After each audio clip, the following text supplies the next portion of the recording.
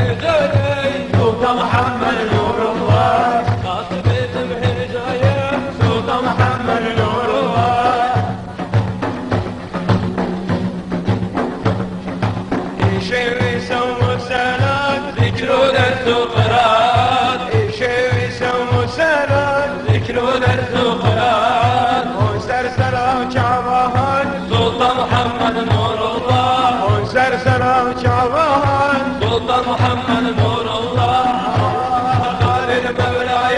سلطان محمد نور الله قاسم اسم هجاية سلطان محمد نور الله شيخ من بركبارة نرجل ويدغارة شيخ من بركبارة نرجل ويدغارة رجوش بشيارة سلطان محمد نور الله رجوش بشيارة سلطان محمد نور الله الله الله الله سلطان محمد نور الله الله قادر مولاي سلطان محمد نور الله شقاس باسم هجاية سلطان محمد نور الله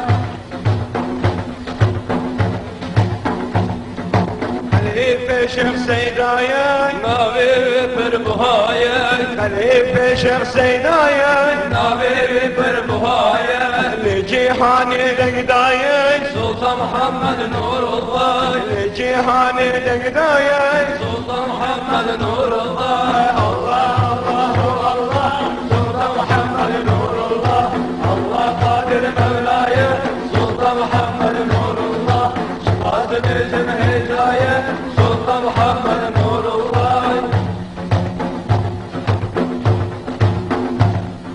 نابيبي تحت برشان يهاي عبر وعرشان نابيبي تحت برشان يهاي عبر وعرشان هم وزيره هم باشان سلطان محمد نور الله هم وزيره هم باشان سلطان محمد نور الله الله الله الله سلطان محمد نور الله الله قادر مولاي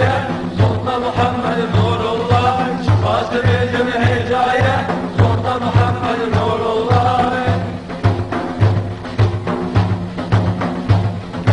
قموا يا ولد تنزل فناخذ منه دستور قموا يا ولد تنزل فناخذ منه دستور ما عنده نفس غرور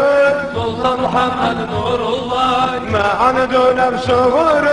سلطان محمد نور الله الله الله الله سلطان محمد نور الله الله قادر مولاي سلطان محمد نور الله قاسم اسم هداية سلطان محمد نور الله الله الله سلطان محمد نور الله الله قادر مولاي سلطان محمد نور